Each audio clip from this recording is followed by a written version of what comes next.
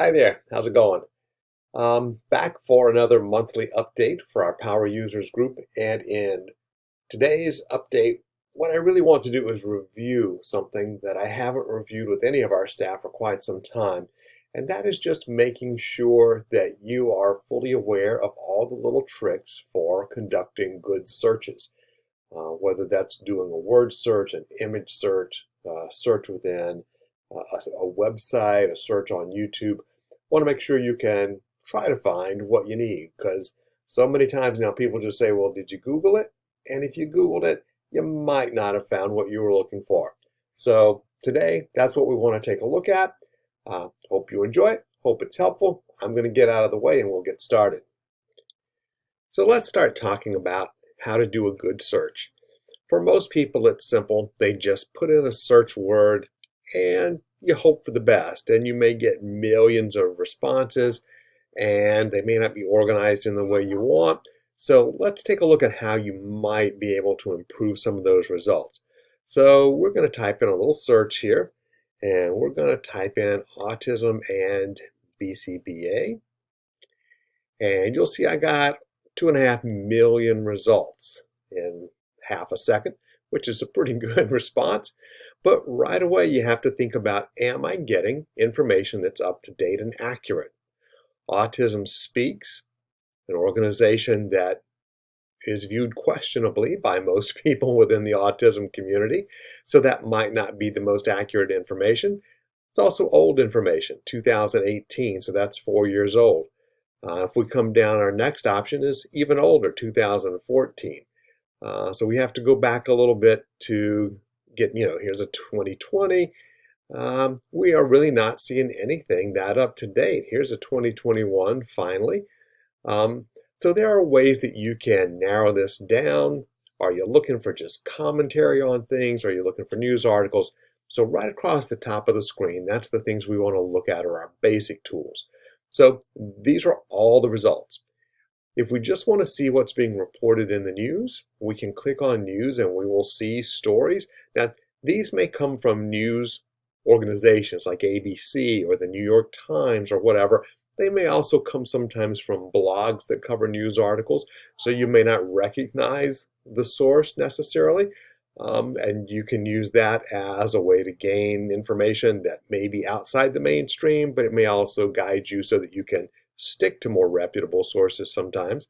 These do tend to be much more recent, just within a matter of hours or days. So you can see what is happening in the news. You can also see you drop from 2.5 million down to just 3,000 results. There will be images. These are mostly going to be images that are embedded somewhere inside an article, so that's not necessarily going to be helpful in this particular case. Probably not caring about shopping for autism and BCBA, although under more, you will find the option to look for books on that topic. Again, the first one is kind of an older book, but right away we get to a 2022, so that's a much more current book. So that's a good way to find what's being published in terms of books that are out there on the topic. One last thing to look at, let's go back to all, and let's come over to our tools. That's going to open up more options for us. And this anytime is a key piece because now we don't have to go and start with something in 2018. Let's see what's been written in the past year. Let's just focus on that. And now you will see things, you should see things within the last year or so.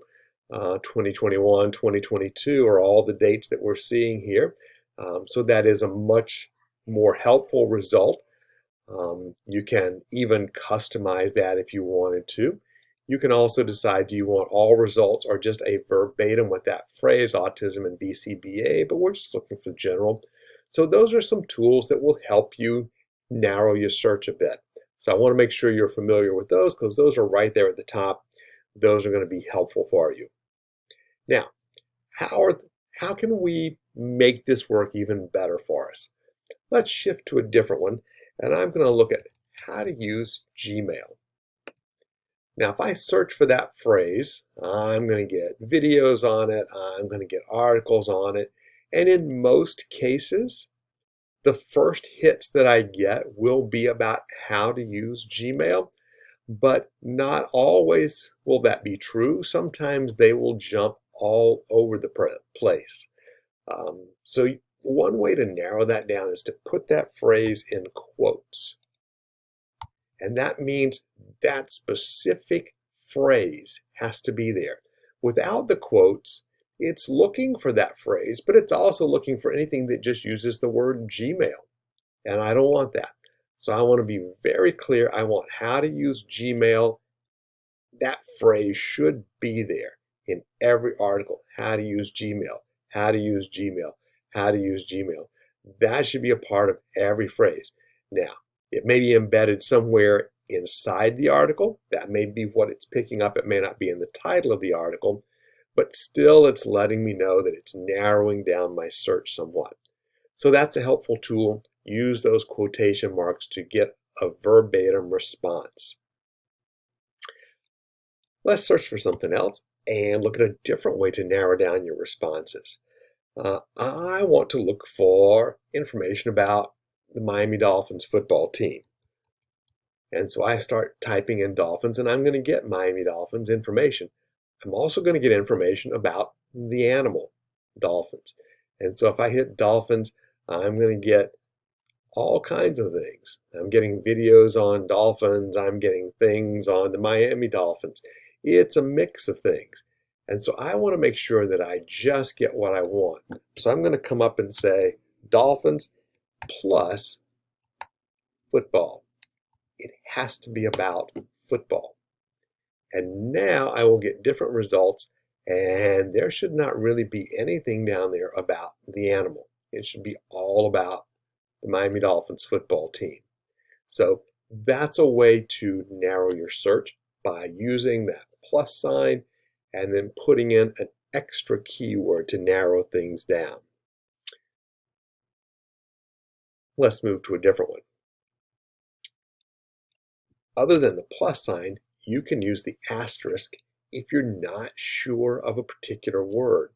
So what I'm going to do here is I'm going to look for a song lyric, and I'm going to say, I know it says something like, take me to where, don't know exactly what word is in there, but it's going to find me, take me to the place where you go. And that's the song we're looking for. Take me to the place where I belong. Take me to, what it did was it substituted all the possible words that could fit into that phrase. Now, if I also knew who sang the song, in this case it's Taylor Swift, I can narrow it to her version of the song, and I will see the videos, the links. So you can use that asterisk to give it a sort of a placeholder and let Google fill in the blanks for you. All right, let's keep going with a different tool that I use a lot because as I prepare professional development activities, I often like to see how other people may have created a nice handout or put together their slide deck. So let's return to the how to use Gmail topic there. But I'm going to put in file type, but I don't want PPT, I want PDF. So what I'm looking for is a PDF document that someone has made about how to use Gmail, because that might be a good handout for me to use if I'm doing that presentation. So when I search, what you will see is that each item ends in PDF. This is a PDF document, another PDF document, another PDF document. Doesn't mean that every one of these is going to be great.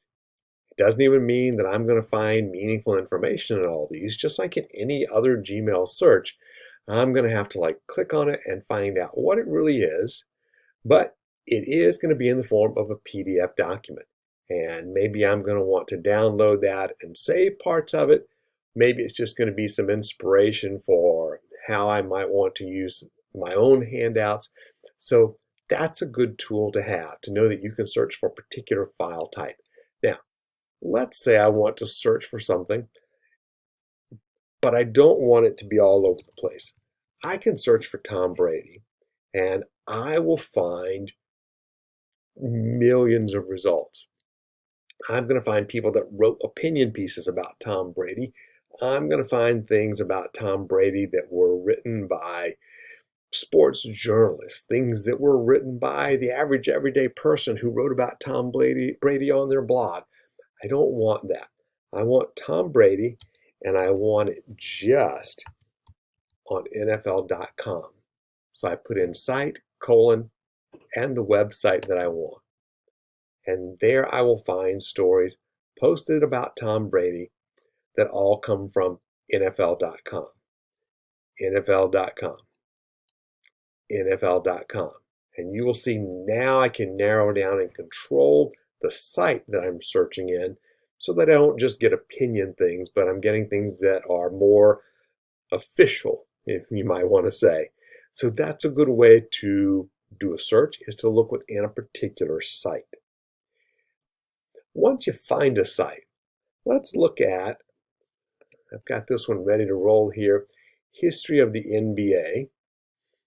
And I want to see if I can find, let's see what we find down here. Okay, here's an article, history of the NBA. There's a lot there. And what I'm really curious about, what's the role that the Boston Celtics have played in the history of the NBA? Well, anytime you're looking at a website, you can just hit Command F and it will open up a search phrase for a search box for you. Now, I had Boston in there because it remembered the last time I did this, but you would just type in Boston. And if I spelled it correctly, there we go, you would see that it found 3 mentions of Boston. And you can see that it's already highlighted the first one right there. I can use these little arrows to click through and see there's the 3rd mention, first one, there's the 2nd one. So I can use the little scrolling arrows, or I can just scroll up and down, and you'll see each time it's mentioned, it will be highlighted in a color for you. So you'll find the mentions of the Boston Celtics throughout the article. So being able to search inside a long article is a great way to narrow down the information that you're looking for. A couple of tricks about searching for images. Here we are with our blank browser window, and I'm just going to come up to the top right here, and I'm just going to click on images, and that's going to take me directly to image search. And so now I am searching Google Images, and I am going to start by searching for, let's go puppies, because that's going to be cute. There we go, cute puppies. Who doesn't love a cute puppy? You can see there are some big key search terms across the top here. That's one way you could do it. They're all going to be adorable because they're puppies. But you could look for golden retriever puppies, which might be the thing you want. Maybe you're looking for nice wallpaper for your computer with puppy images. You can continue to scroll to the side and see whatever you might be interested in. But I'm going to unclick all of these options. And we're back to our beginning. So you've got these. You'll always find some of these clickable things across the top, but you will also find under the tools some other things. So the size of image that you're looking for depends on what you're going to do with that image. Are you looking for something big that you can download and it's going to be presented big on a screen to lots of people? Go large. Otherwise, you could go for a medium-sized photo and it's going to take less memory on your computer, less download time, etc. Keep in mind that these are not always going to be 100% accurate to the way you're thinking, because what you think is large may not be what someone else thinks is large. Sometimes the photos will have a very specific ratio, this many pixels by this many pixels. Sometimes the keyword will just say large photo of active puppy. It may not really be a large photo, but it might trigger and be picked up by that. So you'll have to do a little playing around with that. Color.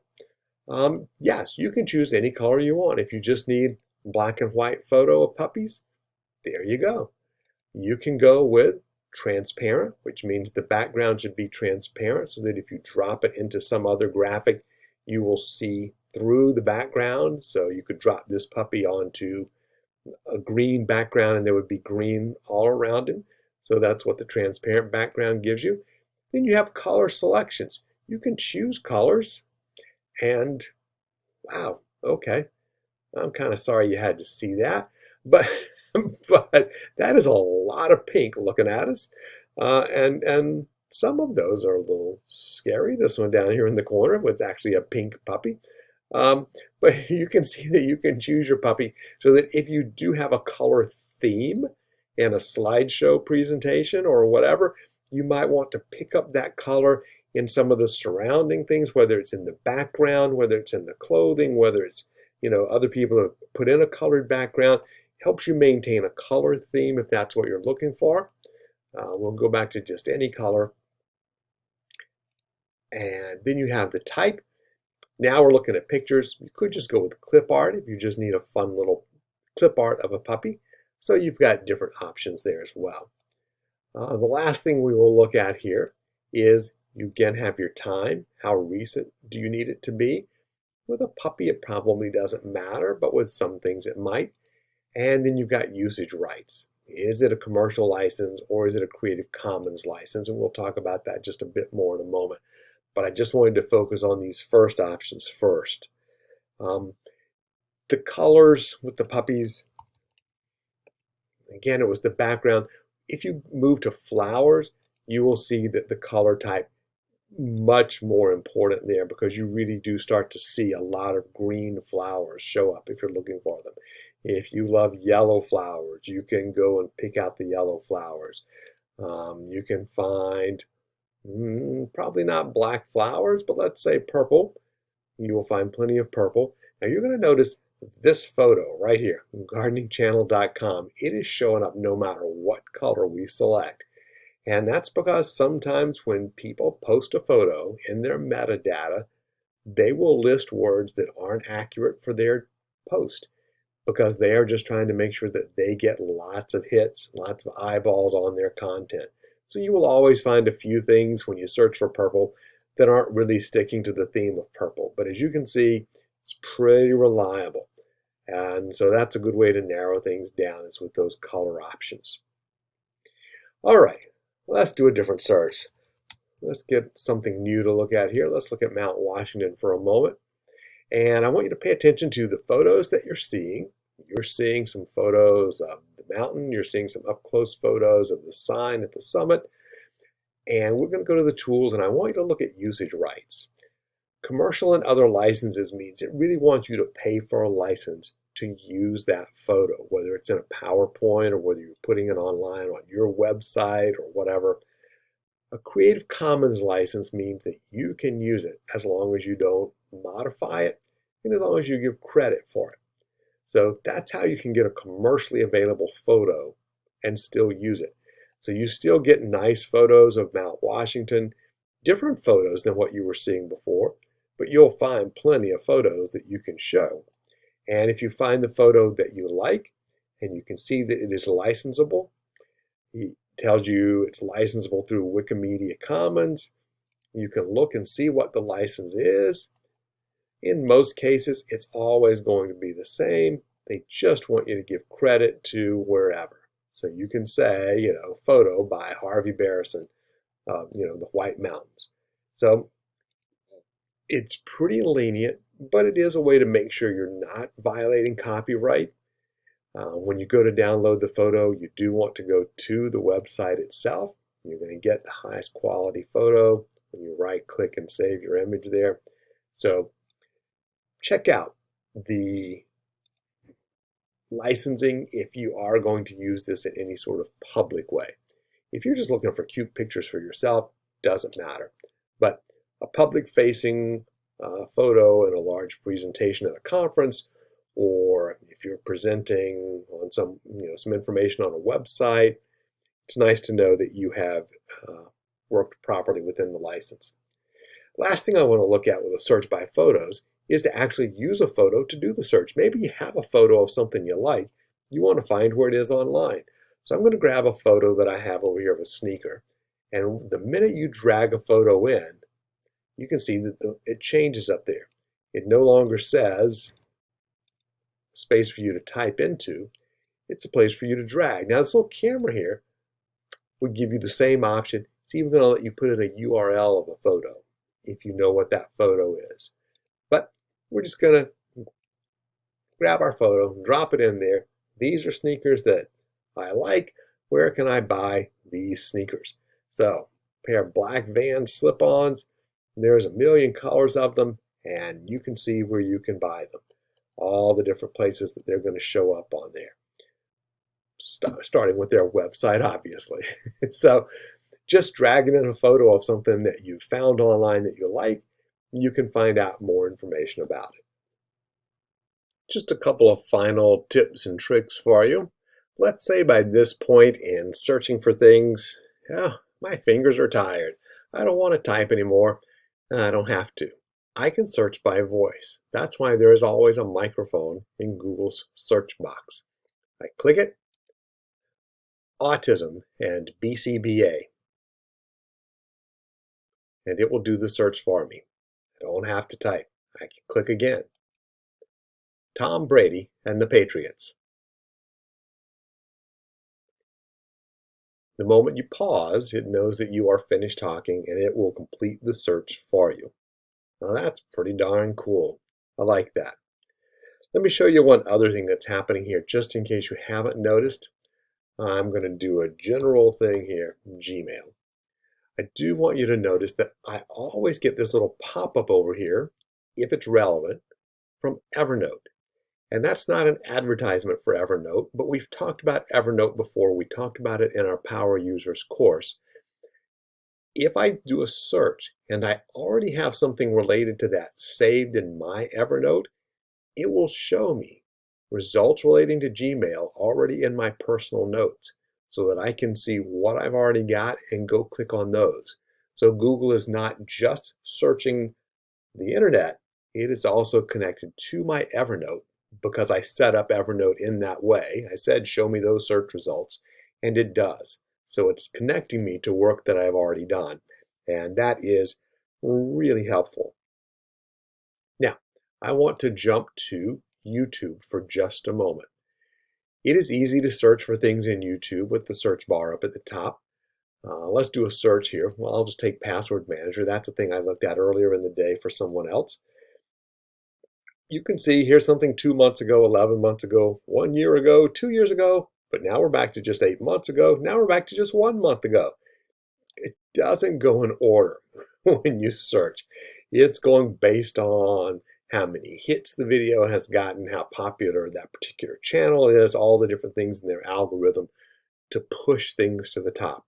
So you have filters here just like you do within Google. You can say, show me videos that were made this month, because things happen quickly, and so you'll have 8 days ago, 4 weeks ago, 6 days ago. They're still not in order, but they're all relevant and very current now.